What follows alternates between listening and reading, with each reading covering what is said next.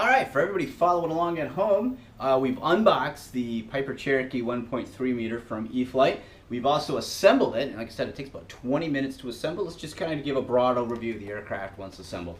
So you can see from the front that we have a really bright, nice landing light on there in the correct position for a Piper Cherokee. Of course, we have a scale-looking propeller. It needs to have the tips painted on it, which is easy enough to do.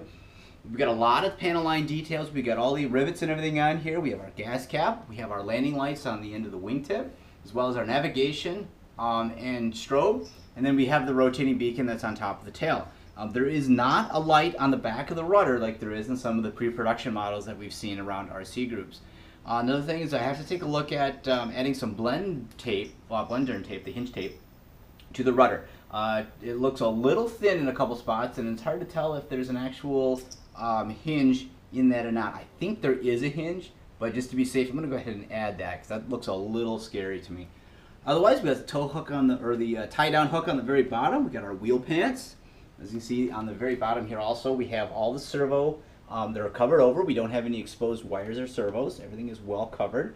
We have our flaps with the hinges underneath.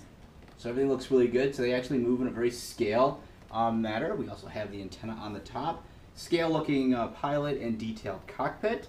So that's the overview of the external side of the E-Flite Cherokee, and I gotta say it looks really good overall.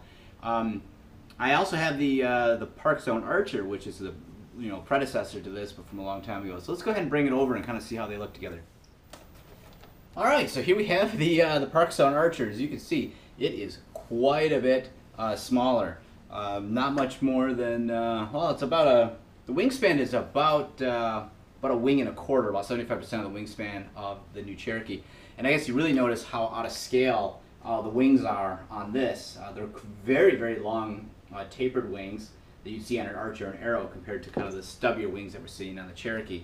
Also, this does not have a full flying horizontal stabilizer. It just has the elevator attached to the back, unlike the new Cherokee, and it really lacks a lot of the scale details, but it does have the same antenna in the right spot.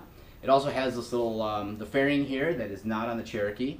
So really, when you look at the two together, besides the wings looking much larger than I thought they should be scale-wise on the old Parkzone Archer, the aircraft are really well done together.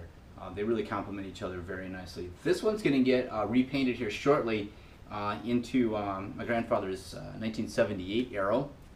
So this one will be white, black, and gold when we're done with it, and it will look very much like an airplane from the 70s.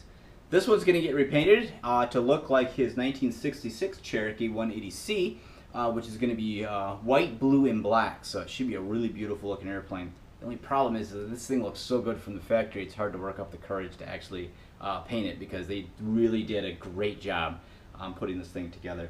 The size is just about right for what I would want. It flies on 3S, flies on 4S, depending on what you want to do with it. It's got fully functioning flaps. All the landing lights are installed already on it, so it's really, and for the price, I think I paid about just about $230 for it, which is really a really good bargain when you look at everything that this aircraft can do. 3S, 4S, lights installed, flaps, a lot of scale detail. It's a pretty good bargain. I'm really excited. I really wanted the Cirrus, but when I saw the Cherokee, this is the plane I had to have. This one, I have a lot more history with this airframe than I ever had with the Cirrus. I've been in a Cirrus, but it's still not the same as growing up around Piper Cherokee. So overall, the plane looks really good. Really happy with the scale details. Really happy with the quality of the foam. It's really well done. I think this is going to be a keeper for a very long time, and it's going to look even better repainted up as one of my grandfather's old airplanes. So the pre-order is still going on E-Flite right now. It's the end of July.